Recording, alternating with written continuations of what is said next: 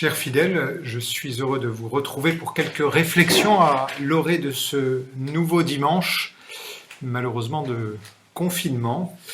Mais voyons les choses positivement, ça me donne l'occasion de m'adresser à tous. Tout d'abord, peut-être pour faire un petit peu le point sur la situation politique. La semaine dernière, donc, il y a eu cette décision du Conseil d'État qui a refusé la requête d'un certain nombre d'associations et d'évêques, dont notre archevêque, demandant la liberté de culte. Et nous sommes donc nous continuons à être dans cette situation où nous sommes privés du culte public et donc de ce rendez-vous habituel, festif du dimanche, même si eh bien nous pouvons garder, grâce à l'ouverture des lieux de culte et la possibilité pour chacun des prêtres de célébrer les saints mystères, de rester donc en contact avec ce qui fait l'essentiel de notre foi, l'Eucharistie, source et sommet de la vie du chrétien et de la communauté chrétienne de l'Église. Nous continuons donc à prier pour que des solutions puissent être trouvées et satisfaisantes qui permettent l'exercice plénier de la liberté de culte qui est garantie normalement par la Constitution de notre pays et qui est mise à mal par les décisions gouvernementales avec la raison ou le prétexte selon l'interprétation sanitaire. L'évangile de ce dimanche, selon saint Matthieu au chapitre 25, Jésus parlait à ses disciples de sa venue. Il disait cette parabole: un homme qui partait en voyage appela ses serviteurs et leur confia ses biens. À l'un, il donna une somme de 5 talents, à un autre 2 talents, au troisième 1 seul, à chacun selon ses capacités. Puis il partit. Aussitôt, celui qui avait reçu 5 talents s'occupa de les faire valoir et en gagna 5 autres.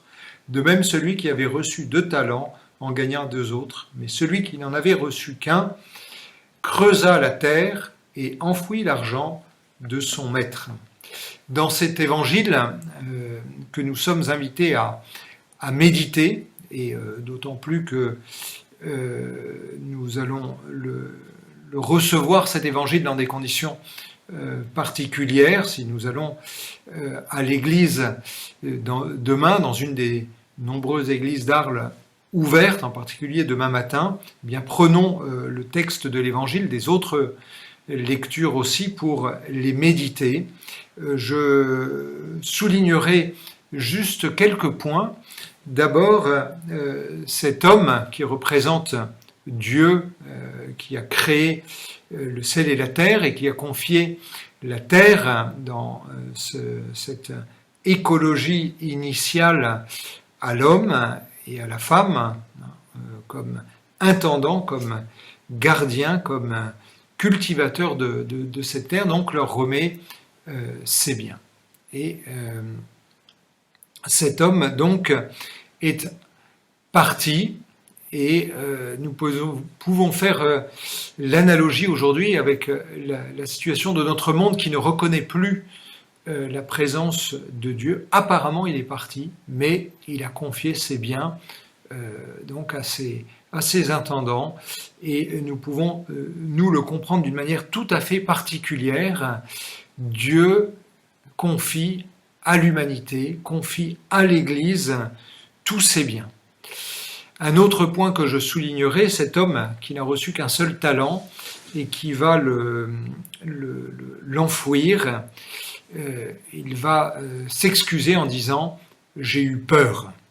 Ce qui est au cœur du drame qui se noue, c'est la peur dans le cœur de cet homme.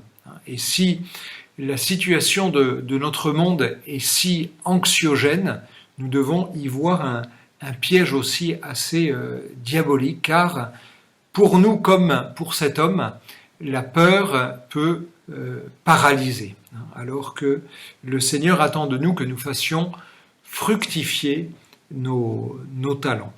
faire fructifier nos talents. Peut-être que c'est d'abord vivre dans l'action de grâce, et vivre ce dimanche dans l'action de grâce en faisant le bilan peut-être dans notre vie de tout ce que nous avons reçu de la part du bon Dieu et ce qu'il nous donne de vivre ou de réaliser. Le don de Dieu, eh bien, très concrètement, ce dimanche, comme chaque dimanche, la Pâque hebdomadaire pour un chrétien, c'est l'occasion donc de vivre ce dies Domini, ce jour du Seigneur. Et je vous invite aussi à reprendre peut-être ce qu'avait écrit Saint Jean-Paul II sur le sens du jour du Seigneur, du dimanche, où l'on s'arrête, et si nous sommes quelque peu confinés, immobilisés, c'est peut-être positivement aussi pour recentrer tout le dimanche, pas seulement le fait d'aller ou de participer à l'Eucharistie, mais tout le dimanche comme un jour consacré au Seigneur, consacré au repos dans le Seigneur, donc dans l'écoute de la parole de Dieu, dans la prière gratuite, et puis dans l'échange aussi, parce que le jour du Seigneur qui est centré sur l'Eucharistie, eh bien nous met en contact les uns avec les autres dans la communion des saints. Nous sommes peut-être invités aussi à retrouver le sens de l'Eucharistie comme sacrifice du Christ. Et si nous ne pouvons pas célébrer en participant comme d'une manière habituelle par les chants, par tout le déploiement de la liturgie habituelle, et que si nous venons prier alors que la messe est célébrée à ce moment-là personnellement par un prêtre, nous sommes peut-être invités comme logiquement, naturellement, à insister sur un aspect fondamental de l'Eucharistie, qui n'est pas seulement le banquet qui inaugure, anticipe le festin des noces de l'agneau, mais qui est d'abord la représentation, c'est-à-dire qui est rendu présent le sacrifice du Christ à son Père pour le salut du monde sur la croix. C'est ce que disait Saint Jean-Paul II dans l'Église vie de l'Eucharistie, dans une lettre encyclique au numéro 11. Qu'est-ce que Jésus pouvait faire de plus pour nous? Dans l'Eucharistie, il nous montre vraiment un amour qui va jusqu'au bout. Un amour qui ne connaît pas de mesure. Cet aspect de charité universelle du sacrement eucharistique est fondé sur les paroles même du Sauveur. En l'instituant, Jésus ne se contenta pas de dire « ceci est mon corps », ceci est mon sang, mais il ajouta « livré pour vous, répandu pour la multitude ». Il n'affirma pas seulement que ce qu'il leur donnait à manger et à boire était son corps et son sang, mais il en exprima aussi la valeur sacrificielle, rendant présent de manière sacramentelle son sacrifice qui s'accomplirait sur la croix quelques heures plus tard pour le salut de tous. C'est ainsi que le catéchisme de l'Église catholique dit que la messe est à la fois et inséparablement le mémorial sacrificiel dans lequel se perpétue le sacrifice de la croix et le banquet sacré de la communion au corps et au sang du Seigneur.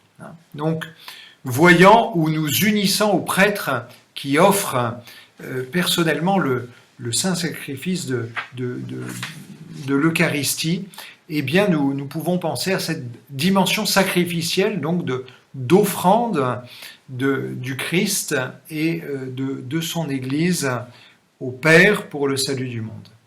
Le pape continue au numéro 13 de cette lettre encyclique en disant « En donnant son sacrifice à l'Église, le Christ a voulu également faire sien le sacrifice spirituel de l'Église, appelée à s'offrir aussi elle-même et en même temps que le sacrifice du Christ. Tel est l'enseignement du Concile Vatican II concernant tous les fidèles, participant au sacrifice eucharistique, source et sommet de toute la vie chrétienne.